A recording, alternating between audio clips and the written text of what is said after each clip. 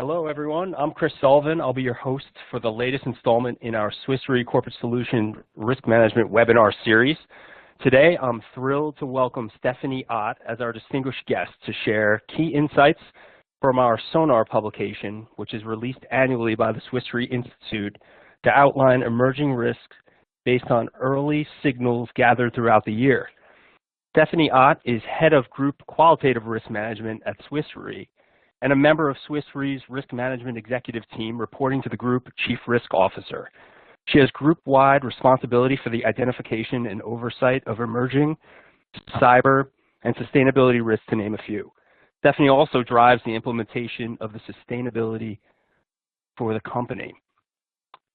Now, before we get started, a few logistical details. You, the audience, have been muted, so no need to worry about background noise. If you encounter any technical issues, please just press Control F5, and that'll refresh the panel. And as always, please feel free to submit questions in the Q&A box throughout the presentation, and we will get to those at the conclusion of Stephanie's remarks. And now, without further ado, I'll turn it over to Stephanie Ott. Stephanie? Great. Thank you, Chris, so much. And so what I'd like to spend some time talking about today is what was in our latest publication, but also intertwined with obviously some current events, in particular the COVID pandemic. But first, what are emerging risks and why do we as an insurer, reinsurer, care about them? And it's sort of that the classic insurance value and risk management proposition is really built on past loss experience, and that is extrapolated, and then it's put it into a model that then tries to predict the future. Well, emerging risks are really either completely new risks or risks that are changing, and changing perhaps quite rapidly. And they're also the ones that are really likely to have a very big impact, whether it's on Swiss Re as a company, our clients, or society as a whole. And these risks are unmodeled, therefore, and they also, if they exist in a model, they might challenge the parameters within that model for those risks. So we say that past experience is not enough to tackle these new risks, and we need a forward-looking or sort of an emerging risk view on that. So with that brief introduction to what emerging risks are, I think, Chris, we can jump right into asking our audience what their views are about some of the ones that are outlined on the screen. Great. Yeah, thank you. Yeah, everybody take a second to review your choices here about the most impactful emerging risks over the next 5 years, and we'll, in a moment, we'll push up the results and get the collective audience feedback on those various areas. And you know, Chris, we find interesting this question when asked. It sort of also depends on where you're at geographically. So, you know, terrorism definitely has an impact in other areas of the world more than perhaps in most of the U.S., with the big exception, obviously, of 9/11. But you know, cyber attacks is really quite widely spread, same as pandemic risk. So these are a bit of a mix of those things, and I'm really curious to see what our audience is coming up with. So I see we have about 60% of our respondents who have already given an answer, and that's going up rapidly. So maybe I'll go to the results page. So this is really interesting. What would you have guessed, Chris? I would have guessed economic recession, kind of a global slowdown due to COVID-19. And climate change second. So I'm personally surprised by that a little bit, but also happy to see that climate change is front and top of mind for our audience here today. Yeah, I fully agree with that, and I think climate change is really the one risk that stands out. That's going to be one that needs to be tackled today, so that the effects don't really have a negative impact on everybody who is on planet Earth in the years to come. So it's really a massive challenge. And I'm going to now switch to the next slide. Thank you very much for your answers.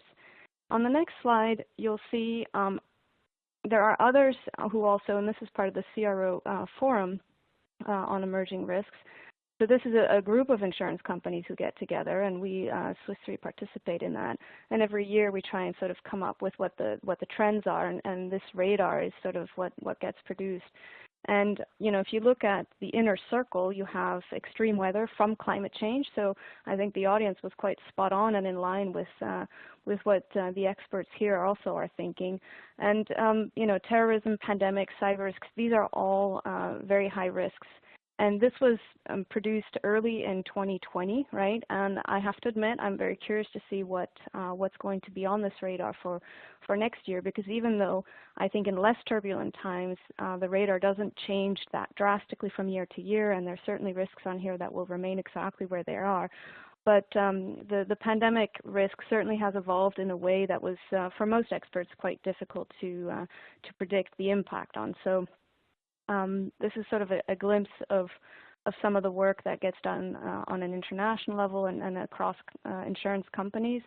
And for us, I'll be happy to delve a little bit into the process of how we produce our Sonar report and the articles and the topics within that. So we start out with a risk identification exercise, and this is really a broad process in terms of a lot of experts within Swiss Re in various areas get pulled together, and those people in turn also attend conferences or read a lot of literature on their particular topic. So they bring in a lot of knowledge, and then we pull them together in what we call our Sonar officers process. And we then start brainstorming what do these individuals see on the horizon in terms of emerging risks. And of course, we try and look into what we've talked about in the past in the Sonar publication, and we might hit on the same topic several times in a row. We might not, depending on what the outcome is of those conversations. But it's really about trying to define or figure out what are the new and changing risks that are really difficult to quantify and may have that major impact on society or industry. And then what we do after we sort of have this big pool of risks pulled together that we feel are viable candidates to start digging a little deeper in, we then go through an assessment. Most of it is qualitative, certainly due to the fact that we look into the future. But there are certain risks where we're able to add quantitative estimates in terms of impact that they might have on certain either regions or economies or industries or even companies. And then we go through and with the implementation piece, so the risk dialogue, risk mitigation, and product development part, and that's where sort of the Sonar would fit in also as a publication. We try and then socialize what we come up with in these discussions, and we try and also push that information, whether it's via the Sonar to our clients or whether it's to our product development teams or whether it's to our underwriters or asset managers. And we really try and give these topics sort of a broad level of awareness within the company so that they can be incorporated into the decision making when relevant.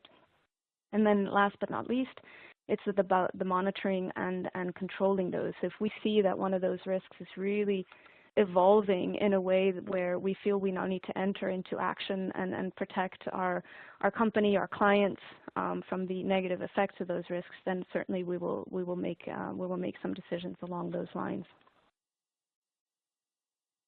So that's in a nutshell our process, and these are just colorful excerpts, or I guess title pages of past Sonars. The one on top is the one that was issued this year.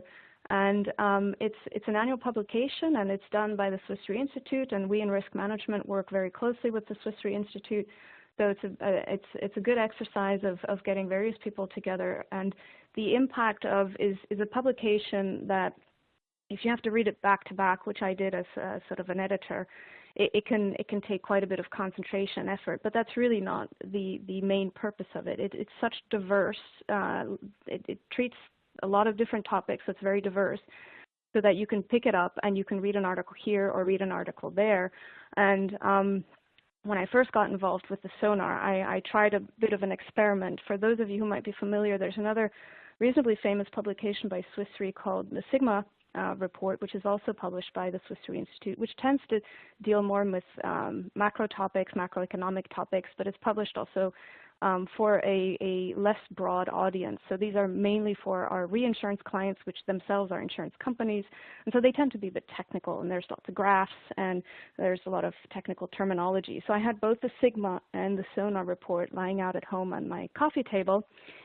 And my teenage daughter, she's 19, at the time she picked up the Sigma, she looked at it, and she put it down quite quickly because for her, she's studying biology, but it was sort of too dry, too technical. She really wasn't interested. And then she picked up the Sonar report, started leafing through the pages, and she all of a sudden got really excited. And she turned to me and said, "Mom, this is really cool. You know, you guys are touching on topics like, you know, e-cigarettes and vaping." And so this is to illustrate that, you know, it can really reach a broad audience from our teenagers all the way up to you know, experts in their fields, because it gives an interesting perspective, and it's a perspective that's well researched. So it really has a good foundation. And this year's edition is sort of broken up into these emerging risk themes that you see on your screen. And we try to differentiate between the emerging risks that have a shorter time horizon. So at the top is the 0 to 3 year time horizon, where we feel this is where they're going to start really having their impact, or beyond 3 years.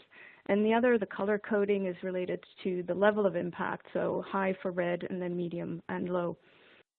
And so again, that's why I was saying you can sort of pick and choose articles that you might be interested in, or topics that are more relevant to you, and then you can sort of dive into those. For our presentation today, I will sort of pick on the two overarching themes and go into a few of the articles to show how we've been talking about those themes. Now, just one thing to keep in mind is that we started working on the Sonar. Actually, we're now currently starting to work on the Sonar that will be issued in 2021, sometime in Q2, May or June timeframe. And so when we started working on the one that was issued in 2020, obviously the COVID pandemic hadn't yet fully hit, right? And so as we were developing the articles and starting to write them, the pandemic was evolving quite quickly. And so we decided, instead of changing it all around or somehow trying to ignore the topic altogether, we would do a blended version of that and say, okay, what are the topics that we're already working on, and how is COVID impacting them, and how can COVID potentially impact them on the medium to long term. So this is how we tackled the evolving pandemic while we were already working on the articles. And the other topic that I will talk about is the transition to a low carbon economy.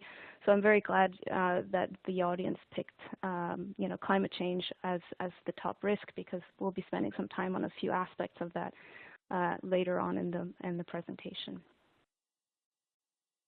So this slide is very interesting because what it tells you that COVID-19 was not a black swan event, in the sense that nobody could imagine this may happen. To the contrary, actually, in our Sonar report, in its first edition in 2013, we have highlighted the rising risk of pandemics, and we've done that also in 2015 and 2017, so quite on a regular basis. And I have to say, all insurance companies and reinsurance companies have a certain level of awareness of infectious diseases as a risk, right?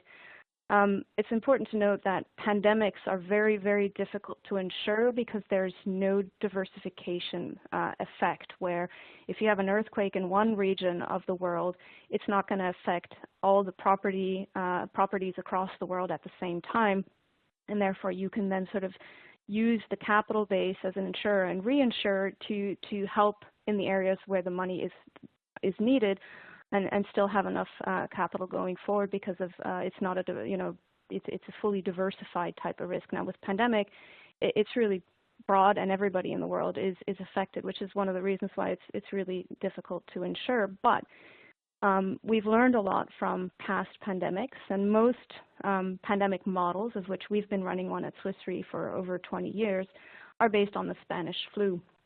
And what's really interesting about the Spanish flu and COVID-19, in terms of how they're really, really different, is the the Spanish flu at the time really was affecting different age groups. So they were affecting children under the age of 5, and then very much the population of young adult males between sort of 25 and 35. That probably is due to the fact that the Spanish flu took place right at the end of World War I, and a lot of soldiers in Europe in particular were coming back from the front, and they were on close quarters, and they might have already been injured or with weakened immune systems already after the war, so they might have been just more susceptible. But what was clear from the Spanish flu, it did not affect older people nearly as much, and therefore that is definitely something with COVID, or a coronavirus in general. If we look at SARS and MERS, there might be some similarities much more to what we're seeing today.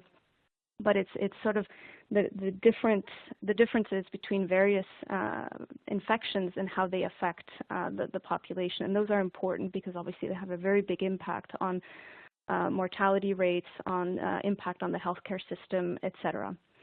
The other point that I wanted to show on this slide, which is really actually quite interesting, is what most insurers, actually no insurers, and really also in the wider area of experts with regards to pandemics, is in the Western world, so I'd say Europe and North America in particular, nobody really was able to foresee the severe lockdowns that then started coming back in March. I think in Asia it was more common to have lockdowns, especially after the SARS and the outbreak, and people were more generally prepared for those types of events. And in Europe and in the U.S., and I can definitely speak for I'm sitting here in Zurich in Switzerland, nobody expected a lockdown to happen. And those lockdowns, as we all know now very well, have huge effects on, in particular, the economy, but also on other aspects, such as mental health, for example, which I'll touch on in a minute. I think the upside really of having this type of event today is that we do have also seen for the first time the propensity of working from home with video-enabled conferencing.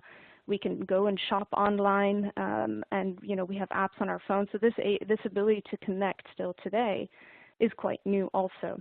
But that comes with new risks, right? The risks of cyber attacks, for instance. So let me go a little deeper into one of the aspects that I touched on just now, and that is sort of the mental health piece. Mental health is really difficult to identify. It's something that affects many more people than what we are usually aware of. There are many societies today still that view mental health as a taboo topic and don't talk about it. And there was a small example that I'd read about of in a very advanced economy in Japan, where mental health is not treated as openly as, for example, in the U.S. or here in Europe. Women tend to have more backache problems than elsewhere, and maybe that's just a manifestation of suffering from mental illness. But because there is no way to talk about it and there is no treatment for it, or very little, it manifests in different ways. So that is sort of on a societal level, the differences. But what also has become quite clear is that the declining mental health amongst teenagers and young adults. So today we know that 1 in 6 people aged 10 to 19 are affected by mental health struggles. And also what's quite clear that if these mental health issues are identified early, then treatment becomes much, much more successful. And so obviously for health insurer, this becomes an incredibly important topic in order to have this treatment available to young people in order to avoid the lifelong issues then that many adults suffer if they were not treated as children or young adults. I also think there's a very direct connection to the situation of lockdown, the situation of uncertainty in general that has been caused by the pandemic, and the ability to address those issues is really where you're going to see a difference in the mid to long term of how economies and countries get out of this pandemic and how they're able to recover. So there's a lot more data coming in over the last months and weeks, and it's also something that, for example, we as Swiss Re take quite seriously, but for insurers in general, this is a very important topic, and a topic that has still a lot of surprising facts associated with it that are not common knowledge, right? The other thing is also mental illness is generally not existing in a silo. It's oftentimes it's linked to other comorbidities such as obesity, cardiovascular disease, back pain, or diabetes. So it's really not something you can treat in isolation. So this is definitely a topic that we had in mind again before the pandemic hit, but it really showed that this is something that is here to stay, and that's something that we should ensure that we focus on in the right way. Another interesting article in the Sonar talks about what we're calling intergenerational imbalances that are on the rise. What do I mean by that? What I mean by that is the tension that naturally comes when the younger generation and the older generation have varying different interests and needs. And again, here the pandemic sort of exacerbated some of that, where in particular the virus obviously had very clear and early on targeted risk groups and age groups, and in particular those over 60 and those over 70. And the older you got, generally the worse the outcome for you if you caught COVID. And therefore, the lockdowns where everybody was locked up, and so therefore that includes the young people and their ability to create wealth for themselves in the long term by having their jobs or entering the job market, was then severely hampered over several weeks and months. And still today we're suffering those effects. And in Europe, as you might know, we're heading towards potentially not a second full lockdown, but certainly again measures to try and contain the pandemic. And so the tension between the young people and the older people, in terms of the young people have to make a sacrifice in order to protect the older population, is exacerbating a problem that we've been observing for a while already. But it goes much further than that too. If I exclude the aspect of COVID and talk more about more generally in terms of societies where you, for example, have a lot of older people, and I go back to Japan, something called Japanification, where there's a significant demographic of older people, but it's also the case in Europe and in the US. And you have, in Japan, you also had that coupled with a long-running period of low growth, low inflation, low interest rates. And, that definitely has ramifications on pensions, where younger people have to be able to earn more to fill the pensions for the older people. And at some point, that balance simply tips because there's just not enough young people and there's not enough growth anymore in an economy in order to sustain the large population of retirees. So this is a tension that as populations mature, economies mature, that is clearly a risk. And it's at the moment less so in countries with high levels of immigration still. So I think the US, for example, is certainly not as much at risk as is Japan, right? But there are other economies, mature economies, especially in Europe too, that are already facing these challenges today. But it's something that if you tackle it early and you prepare for the future that is coming, demographics is really a slow-moving science, if you will. So slow-moving numbers, we know how old people generally on average will get, and it's only been getting older for the most part. And so preparing for that more by looking into the future and putting aside enough resources to take care of the older population. And there can be creative ways of doing that. It's not only just about money and the economy, but it's also about care. It's also about keeping the older people in terms of their mental and physical health, keeping them active, obviously also reduces the cost on society. So next topic, and I'm jumping around a bit, but this is literally just to give you little bits of tidbits of information of what you'll find in the report. The next topic is called computing at the edge. And when I first read the article about edge computing, I had to educate myself a little bit on what edge computing really is. And so if you find yourselves in the same position as I did, I'm happy to explain a bit. So edge computing is really about computing power added to end devices of a network, right? So we have data centers, we have clouds, and they all have computing power, but we today also have many of our devices that have to have computing power in order to be able to process data, in order to be able to have the effect that they're supposed to have within almost immediate time frame. And I'll give you an example of what that means. So if we think of self-driving cars, and if we kind of agree it's coming, right? They exist, but they're not widely spread yet for many reasons. And edge computing is one of the key aspects of a car being able to compute data that it receives from its cameras in order to identify, is this a pedestrian, is this a bush, is the road turning, etc. And if the car wasn't able to compute, because it would have to send all the data into some central cloud and then it would return the results, you'd lose a precious few milliseconds, and that pedestrian would not be likely to survive. So that is sort of why computing at the edge is growing. And it's growing with growing risks associated with it. And certainly, again, COVID here plays an interesting role in the sense that it's really accelerated the digitalization and our ways of working and our ways of communication. And the webinar here is, for example, proof that we're not having a live event, and all live events that I've been part of in the last few months have been, had virtually, as I'm sure is the same case for most of you. And so, the risks that come with that is certainly the risk of either you can say cyber attacks, which is a very obvious one, but other ones are, if I go back to my example of a self-driving car, is also, physical risks of being out in the open, ranging from damage of harsh environmental conditions, and then again all the way through to hackers. So there's many challenges in a system that could potentially become quite fragile if they all have to be connected in order for them to function, and those connections are vulnerable.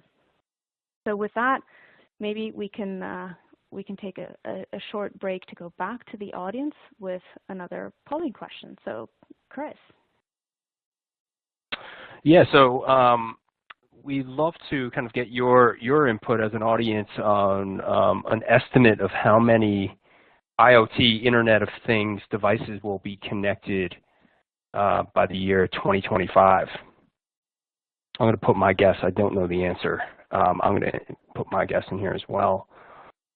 I've just added one personally myself. I had to replace a very old thermostat for my heating and cooling, and I added a smart thermostat. And I consider myself kind of like not an early adopter of new technology, probably more in the middle of the pack. But you could see these IoT devices proliferating around your daily life, and certainly becoming more affordable. So curious to see what the audience has to say about this.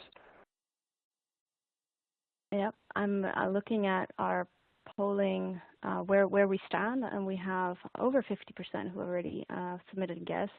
And it's a tough question because these numbers are huge, right?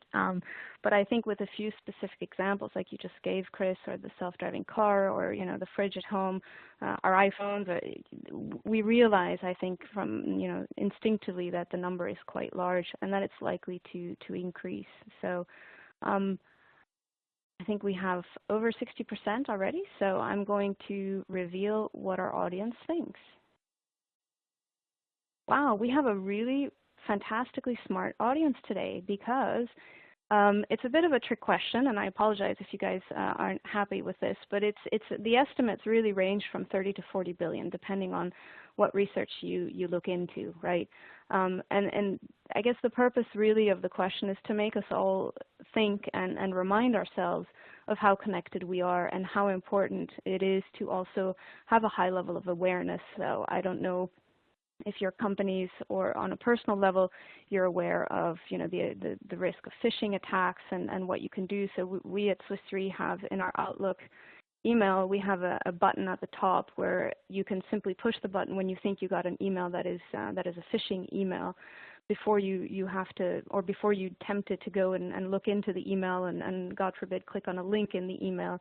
And in risk management, the cyber risk team actually tries to issue at least 2 or 3 of those emails to our employees. And then we try and track how well our employees respond to those in terms of hopefully that we're increasing the awareness. Therefore, the ratio of those who then click the phishing button rather than clicking on the email and the link within the email goes up over time. And there's some tricky ones out there. The last one I remember seeing and thinking, what is this? It was about, you can link to the system to go look at the bonus pools that your employees, I think it was something related to salary structures, and I thought, as a line manager, I better go and make sure everything's okay. And then I thought, but this looks really strange. And thankfully, I didn't click on it, but that was one of the more tricky ones. And the other little note, I guess, is to say when you have a lot of our senior executives have personal assistants who obviously look into their mailboxes all day long to help them manage the email flow and the information, and as we have to tell our pool of personal assistants not to answer those emails for the senior executives, otherwise the awareness for them, and they are particularly vulnerable, stays high. So that's just a little tidbit there. So without further ado, I think we can move into sort of the next topic, and this is one where moving to a low carbon future, we've been thinking about this for quite a while, and I think more and more, especially I think in the last 2 years, it's been quite obvious that the governments alone are oftentimes not in a position to make real changes. And so the companies and the governments and partnerships with NGOs, think tanks, academic institutions really have gotten together much more to try and figure out how we all are going to try and tackle this problem. And to keep global warming and risk from climate change bearable, we need to reduce greenhouse gas emissions and reach net zero by 2050. And 2050 sounds like a long way out, but when you think about the challenge it is, then it's not that. It's a huge challenge, and therefore we're really going to need all that time. Is my personal belief to get there. There are also, though, some interesting and encouraging signs of things that are happening out there that will help us get there, and I'll get into those in just a minute. So on the next slide, there are 3 key elements to transitioning to a low carbon economy for us as an insurance company in particular. And it's really, so first we have to commit to the net zero strategy because, as I said before, you need to start implementing today in order to reach a goal. So what we've done at Swiss Re, we've said for our own operational footprint, we want to be at net zero by 2030. So as an insurance company, our carbon footprint is mostly related to our business travel, so flying, and our buildings. So the greenhouse gases we emit with our buildings if they're poorly insulated, for example, and then the heating of that, and then how we produce the energy for the heat, etc. So moving along those lines, and that is well within our control. So we've also committed to reduce our flying and reduce our flights to really allow those who have key client meetings to still fly, but for many others to then sort of think about other alternatives. In particular now with COVID, obviously it's become quite natural to do things virtually. So we've proven to ourselves that we can achieve a lot with team meetings, with global teams that are spread across time zones around the world, that we can still get our work done quite efficiently and effectively with virtual means. Not that we don't miss the face-to-face contact with our colleagues like everybody, but it's also about having to think through what are we trying to achieve in the long run. The second point is really providing the specialist risk transfer knowledge and capacity to partners in other sectors of the economy. So particularly at Swiss Re, we have been thinking about this for a long time, and I think having this whole section in this year's Sonar, is a testament to that. And we also have a lot of expertise also within our underwriting community, and that is to share that with others across the world so that we can all start figuring out how we can reach this goal together. And last one is also becoming the long-term investors in the net zero journey. And here in Switzerland in particular, for those of you who know, we have 2 very big global banks that are based here in Switzerland, so UBS and Credit Suisse. And in the local news, there's been a lot of reports lately about how the banks are trying to manage their investment portfolios in terms of, media scrutiny by saying, well, you still invest in thermal coal that is heavily polluting, you know, and you're still sort of enabling those types of industries rather than enabling solar power plants, for example. And so I think the financial services industry, so that includes us as an insurance company, have a big role to play in terms of shifting some of, or a lot of our assets towards helping this transition. So how can we tackle the transition? On the next slide here, you sort of see the percentage of greenhouse gas emissions in terms of what category are they coming from. So at the top you can see electricity and heat production accounts for about 1/4 of global greenhouse gas emissions. And then sort of in the middle you have the forestry and agriculture, which is just under 1/4 also of global greenhouse gas emissions. And then you have industry, transport, and buildings, right? And so again, like I mentioned, what role do we play as an insurance company? And Swiss Re has really taken the stance that what we want is to enable and support those who are willing to go on this transition journey with us. So I'll give you a specific example. Swiss Re has had a what we call a sustainable or sensitive business risk framework for quite a while, where we try and limit our exposure within the United Nations Sustainable Development Goals. So those goals are very broad, and they go along the lines of clean water, or again reducing greenhouse gas emissions, etc. So there's a lot of those, and we're trying to commit to moving our company in that direction. And so what we've done is, for the thermal coal plants across the world, is to say that we don't want to support businesses that have more than a 30% exposure to thermal coal. And what we have to do is differentiate. Certain economies are still heavily dependent on thermal coal. And so, for example, in Europe, we still have Poland. In Asia, we have India. We also have China. And these countries are really still heavily dependent to produce their energy on thermal coal. And so if we suddenly say, and a lot of other insurances say, we're stepping out, that would make it quite challenging, and somebody else would probably come and fill the vacuum. So we've decided to say we're not going to support the construction of new plants. However, we're going to support those countries who are willing to go on the journey. And then a few weeks ago, or a couple months ago, Xi Jinping, the president of China, announced that China wanted to be at net zero by 2060. And so we were quite relieved, actually, because it's much harder to stay active in a country where the government really wants to go in a completely different direction, when your belief as a company is really, no, we want to go along that path of the transition. So my personal view is that we're all going to head down that path, and I think the more insurance companies and other finance institutions and everybody else across the board is sort of agreeing on where that journey needs to go, the faster we're going to get there. How do we get there? So here are just sort of the theory of carbon removal solutions. So the nature-based ones are really using plants. So planting forests, for example, is a very easy way, but again, a risky way, because if you look at the wildfires, for example, that have been happening in the U.S. in particular, what happens is the trees, they store all this carbon. And we always say in Brazil, the Amazon forest, the lungs of the world, that's fantastic. But when it burns down, that carbon gets released into the atmosphere, exacerbating the problem and increasing the greenhouse gases quite tremendously. So it's also something that is reversible if it's not being taken care of properly.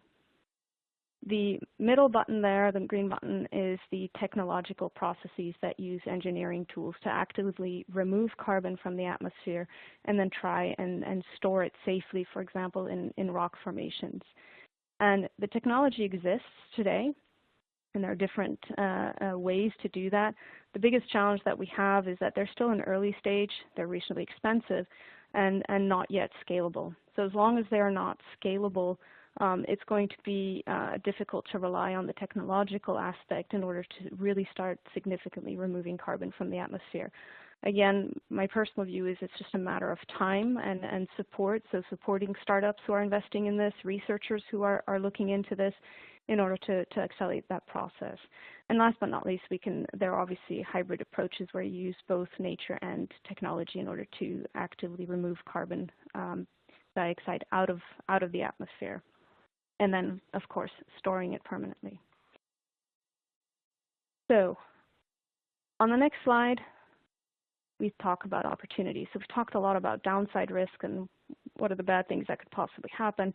There's also a lot of upside risk. And we estimate that by 2050, billions of tons of CO2 will need to be stored, but that also gives a great opportunity for an industry to come into life that didn't exist before. So really, it is forecast that the carbon removal industry will grow to the size of today's oil and gas industry by 2050. So for those of you who are looking for a long-term investment opportunity, this is definitely something you want to consider. There are also, however, again, on this journey, going to be risks that if you do invest in this, that you want to be aware of. So I'll give you a couple of examples of what the risks are. In order to rely on energy production from renewable sources, you generally are dependent on weather. So whether it's wind or solar power, and therefore you need to be able to store that energy because we've developed obviously the use of energy is 24/7, a little more obviously during certain times of the day. But in order to meet that demand when it's needed, you have to be able to store energy. And so, for example, we think about electric vehicles that are now coming. You know, it's what technology is out there and what technology is safe and what risks does that technology have. So, for example, these risky lithium-ion batteries, right? They can, if they're exposed to really high temperatures, you know, they can catch on fire, and then you really have a much bigger problem. So, for us as an insurance company, understanding these risks of the batteries themselves, understanding the risks when they get transported. So, for example, if they're transported on water, right? If something does happen to them, what needs to be covered? And so you can see on the right-hand side, you know, fire can affect various different policies, from property to workers' comp, casualty, marine, and business interruption. So these are obviously risks that as we need more storage for energy, we need to be aware, and hopefully also technology continues improving in order to help mitigate these risks. Another similar example of this is the hydrogen fuel cell. So this is obviously slightly different technology, but it comes with reasonably similar risks where it's liquid, and therefore it could really then have the risk of explosion is quite high if it's not stored properly or if it's not contained properly. So fires and explosions, you know, they're caused by the negligent handling or production defects. On the promising side, you know, this is really a technology of the future. If we can find ways to store energy in hydrogen fuel cells, then, you know, we can really address a lot of the challenges of where do we store this energy for when we need it. Today, it's just still quite expensive to produce this energy and then storing it, obviously. So these technologies still need to be developed in order for them to become viable for us in the future. So we have another polling question. So Chris, yes, would you like to back to the yeah, absolutely, back to the audience with a question about how will COVID accelerate? Will COVID accelerate the transition to a low carbon economy? So this is we've gone easy on you this time. This is a yes, no, or I don't know options to choose from. Hey, we don't track who's answering what, right? So the audience not at risk here. Right. That's right. These are anonymous. So answer away. So if we're to be consistent, I hope that our audience, considering they think climate change is the biggest risk, right, that they think COVID can accelerate. But again, it's will it accelerate also depends on our own willingness to help that acceleration. And I found there was a very interesting example of looking at the maps of pollution of certain Chinese cities before the lockdown and then during the lockdown, where literally everything stopped. And it was a remarkable difference between the levels of pollution, how quickly actually the pollution cleared up. And so maybe, you know, making also within this acceleration, if you answer yes, to also make a personal commitment about what you can do, right? So I personally, for example, this summer I take a sort of a Vespa, a little scooter to work, and I bought one about 5 years ago, and it has a gasoline engine in it. It's 125 cubic. And I decided this year, I said, okay, this year I need to do my share. So I bought an electric version of one. So I need to charge it in the garage, and then I use that to commute to work, especially in the summer and in the spring and the fall when it's still warm enough. And it was a bit more expensive than perhaps the traditional gasoline engine ones, but I felt that's something that I personally wanted to do to contribute. So I don't know, Chris, if you have any examples of what you already are doing or something that you think you could do to help this acceleration, and maybe something that occurred to you during the pandemic outbreak. Yeah, for me personally, it's been to get on my bicycle a lot more. And I live north of Chicago, so we can have fairly cold winters. But I've been biking a lot more as kind of like my own personal commitment, because it's easy to do. Slightly more flexible schedule with kind of working from home arrangements allows for that. So that's what I've been doing. I enjoy it a lot more than driving a car, I'll tell you. But you know, there are obviously times where you can't cycle too far to a store that you need to get to or a drop-off spot. But whenever I can, that's what I've been doing, and it's been great. It's been really great. That's good for your health and your physical and mental health. So I'm sure. That's right. Good. So we have a fair amount of attendees that have already submitted their answers. So let's go and reveal what our audience thinks. That's very nice. Personally, this encourages me, because I'm a believer that if we all think that we can help in this transition in some way, that it will eventually happen. But I'm also, you know, quite aware that those skeptics who answered no are you know, probably thinking along the lines that when COVID then suddenly does, or I guess disappear is the wrong word, but when it gets, you know, more under control, that we'll revert back to our old habits and not think as much about how do we transition to a low carbon economy. I guess time will tell. Time will tell. But thank you very much for your participation on the polling questions. In order to sort of wrap up the comments and the remarks that I wanted to make, just wanted to point out that the Sonar report is available on our website. So you have the website right there, www.swiss3.com/sonar. And hopefully we'll have a new one to present to you sometime in Q2 next year with some exciting articles, but also a lot of lessons learned from what happened just this year. And I hope you'll be reading them as they come. So, Chris, yeah, I Stephanie, hand back to you as I'm done. Thank you, Stephanie. Thank you. That was fantastic. Really interesting talk on emerging risks, and I think that's a topic that, whether you represent an organization, you're a risk manager, broker, this is a topic that is one that's front and center for everybody. And so thank you for walking us through that. And I hope that next year you'll join us once the Sonar 2021 edition comes back. Hopefully you could commit to that. That would be amazing. And everybody, so on the screen we have the link to the Sonar report Stephanie's referenced. You could also sign up there to get on the mailing list, so it'll just be pushed out to you. And you can also register for the Sigma updates, which Stephanie referenced earlier on NatCat and other kind of macroeconomic issues. So that's a little tip. And now I think we'll get into Q&A here. We've had a number of questions come in. Thanks for the audience for asking throughout the presentation here. I'm going to start out with a question about the Sonar report looking into the future, which is somewhat difficult at best and at times unscientific. Can you improve on this, or what can we, Swiss Re, do to improve on this?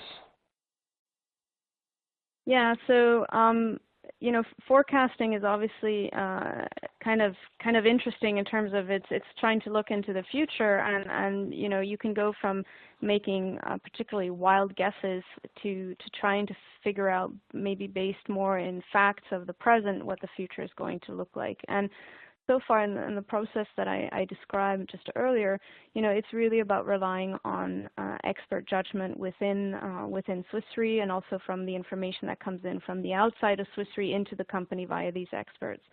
And we are always trying to look to ways, how can we do better? And there is research out there, and we're trying to sort of figure out how that research could be translated into our process that talks about the notion of super forecasters. So it says in a nutshell that there are people among us who are better at forecasting the future than others. And it has to do with our own natural biases and perhaps some of the disciplines some people take when they try and think into the future. And just a very specific example, and I'm not offering to go into any kind of political discussion here, but if you were voting in the last presidential election and you wanted one or the other candidate to win, you might have forecasted that that candidate is going to win simply because you wanted him to win. So that's sort of the normal bias that we all have, and trying to sort of shut that off in order to be more objective when you look into the future is certainly one of the more important aspects of why somebody might be better at forecasting than somebody else. So we have looked into the science to see how robust it is, and it takes, unfortunately, years and lots of people and lots of polling questions, because what you need to do to assess who is a good super forecaster or who is not a super forecaster, and we're talking of a large population, maybe 2 to 3%, so quite a small number of people, you have to track. You have to track the accuracy of their predictions. And so we've started launching an exercise, so the risk managers in my team and the Swiss Re Institute, to see if we can gather some Swiss Re Sonar officers to participate in this exercise to figure out, do we have super forecasters, and if so, in what area? And then we need to figure out, how much the tracking of these super forecasters will improve, whether it's the outcome of our sonar or potentially even some of our decision making in the business itself. So we're trying out new things. And we're also trying out to see whether we can change the format of the report. Instead of issuing one annual report, we would maybe start issuing smaller parts throughout the year in a virtual setup, so online. So these are all kind of trying to evolve the process. But the super forecasting topic is an intellectually very interesting topic. I personally still have a bit of skepsis in terms of, is it going to really pan out, because we have a reasonably small population of people that we have to work with if we're to stay within the Swiss Re employee pool. But it's worth a try. Thanks, Stephanie. I'm actually going to push out the CRO risk radar back to the audience, because there are a number of questions about the setup here, and if you could maybe spend a few minutes explaining this, specifically how high, medium, and small risks are defined on this radar. So the high, medium, and small, and I think if I were to give you a real accurate answer, I'd have to go back and read on the process of this particular initiative and the work, how this happens. What we do at Swiss Re, and that's why I'm drawing the parallel to the radar here, is we distinguish the small, medium, high based on the impact that it has on industry or society.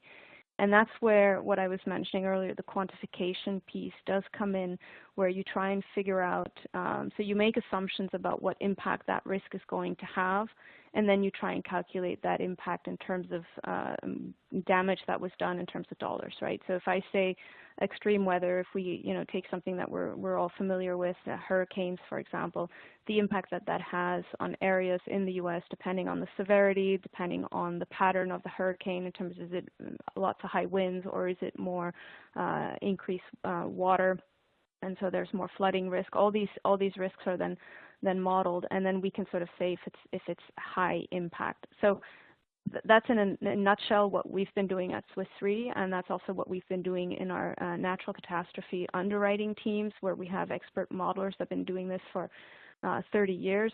That's how we do that. And I can't say that this is how the CRO forum is doing, but I imagine it's the same. It's the same thing. So it's really about the impact. Thank you, Stephanie.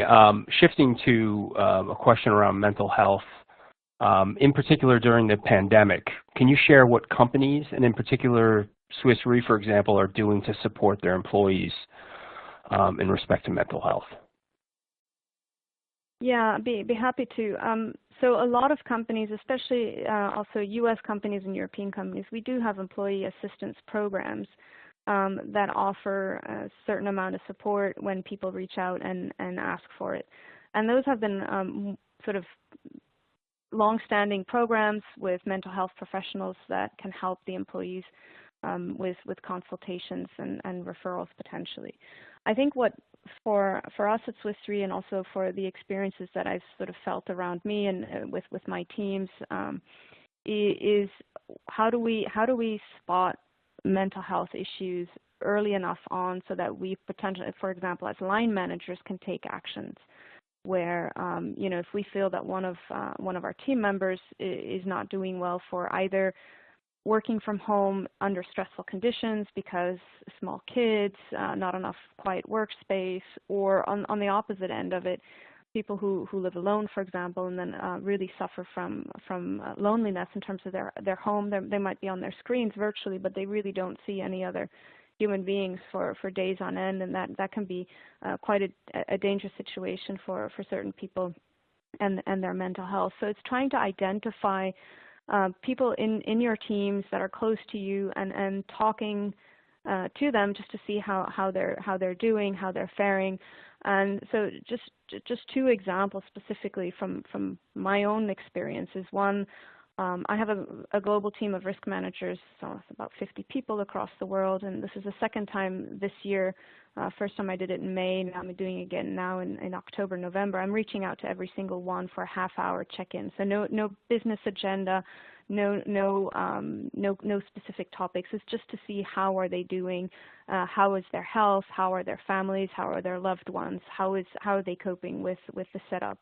And that does give you a sense. And these are people that don't even directly, most of them don't directly report into me, but I sort of want to share with them during those calls that if there are any concerns, they should not hesitate to reach out, whether it's their own line manager or to myself, or again through the employee assistance program to professionals. So it's sort of keeping your finger on the pulse of how your people are doing.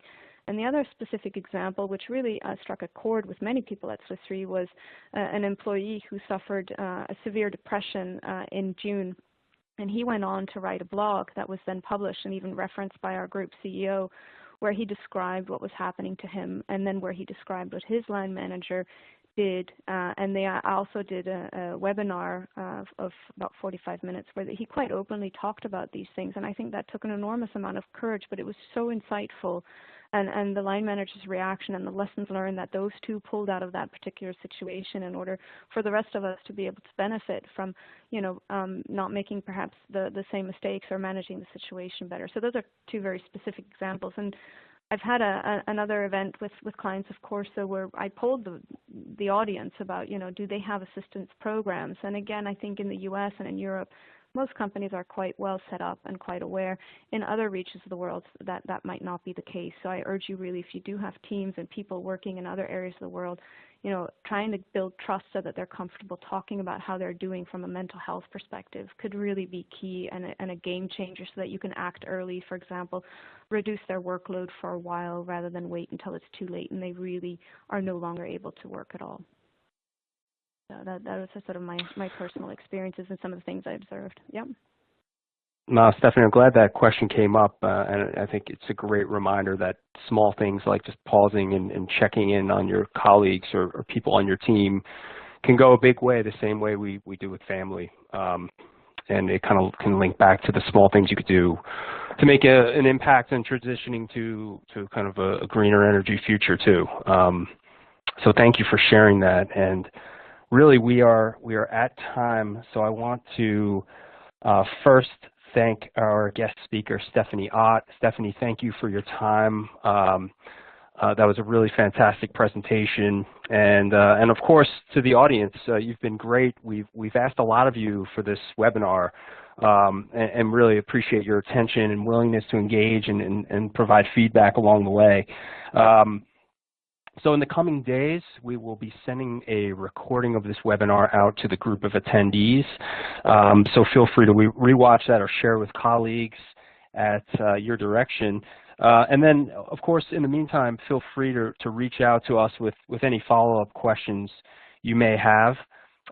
If you have one more bit of energy to provide some more feedback on this webinar, we put these on for you, the audience.